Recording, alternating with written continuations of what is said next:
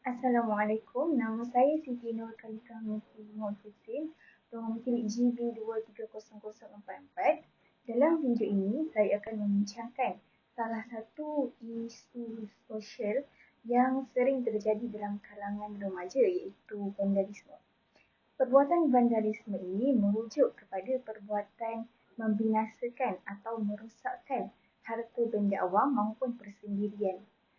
Pada awal tahun 2023, isu vandalisme ini telah pun semakin hangat diperkatakan oleh masyarakat di Malaysia. Hari ini berikutan kerana tular sebuah video di laman sosial yang menunjukkan tingkah laku pelajar merosakkan peralatan dan juga fasiliti di sekolah bagi meraihkan penggal terakhir persekolahan mereka. Penyebaran video ini telah pun menarik perhatian pelbagai pihak dan tindakan ini bukan sahaja menimbulkan kebimbangan dalam kalangan ibu bapa dan juga guru tetapi juga mencerminkan cabaran dalam membentuk sikap dan juga nilai dalam kalangan generasi muda. Ada beberapa faktor yang menyumbang kepada isu ini. Faktor yang pertama ialah persekitaran di rumah iaitu didikan ibu bapa. Persekitaran di rumah dan juga didikan ibu bapa memainkan peranan penting dalam pembentukan sikap dan juga nilai pelajar. Kekurangan dalam pendidikan moral dan juga tanggungjawab di rumah akan menyebabkan seseorang pelajar itu cenderung untuk tidak menghargai harta benda sekolah kerana kurangnya kesedaran mereka terhadap nilai harta benda di persekitaran mereka. Kedua, rakan sebaya juga memberikan tekanan kepada pelajar itu untuk terlibat dalam tindakan ini sebagai salah satu cara untuk menunjukkan keberanian kepada kawan-kawan mereka. Persaingan untuk kelihatan lebih menonjol ataupun ingin menunjukkan keberanian ataupun power dalam melakukan tindakan yang tidak betul boleh membawa kepada tindakan vandalisme tersebut.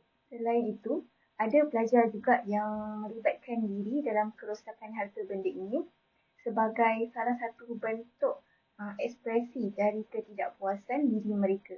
Pelajar yang merasa tidak diiktiraf ataupun tidak berjaya dalam pelbagai aspek kehidupan mungkin akan menggunakan tindakan kerosakan ini sebagai salah satu cara untuk mengekspresikan ketidakpuasan atau rasa marah terhadap keadaan kehidupan mereka. Terdapat pelbagai kesan daripada kerosakan harta benda sekolah ini yang melibatkan beberapa aspek. Pertamanya, dari segi kos pemilihan harta benda sekolah akan menjadi bebanan tambahan kepada sumber sekolah. Dana yang boleh digunakan untuk pembaharuan dan pembangunan fasiliti lain di sekolah mungkin terpaksa dialihkan untuk membaiki kerosakan di sekolah. Dan selain itu, tindakan vandalisme ini juga akan mengundang reaksi negatif masyarakat yang menyebabkan kurangnya sokongan komuniti terhadap sekolah. Mereka akan berasa kecewa dengan tindakan pelajar yang merosakkan harta benda sekolah ini dan mencipta kesan negatif terhadap persepsi masyarakat tentang sesebuah institusi pendidikan itu. Beberapa langkah yang proaktif telah diambil untuk membendung isu ini agar tidak menjadi barah dalam pembentukan stasiun didik pelajar. Antaranya ialah pihak yang bertanggungjawab perlulah menganjurkan program pendidikan yang menekankan kepentingan terhadap harta benda sekolah. Ini dapat mendedahkan pelajar terhadap kesedaran untuk memahami kesan tindakan vandalisme ini kepada mereka dan juga persekitaran pembelajaran. Selain itu, dalam kes ini, khidmat bimbingan dan kaunseling telah pun diberikan kepada pelajar yang terlibat bagi memberikan ruang kepada mereka untuk berkongsi perasaan mereka dan mencari penyelesaian yang positif kepada masalah tersebut. Dalam hal ini, penglibatan ibu bapa juga penting dalam usaha mencegah vandalisme dalam kalangan pelajar sekolah. Kerjasama dengan guru dan juga komunikasi yang berkesan dengan ibu bapa dapat membantu menyebarkan kesedaran dan juga nilai-nilai positif di rumah selain memperkuatkan pemahaman pelajar itu sendiri tentang tanggungjawab mereka terhadap harta benda awam.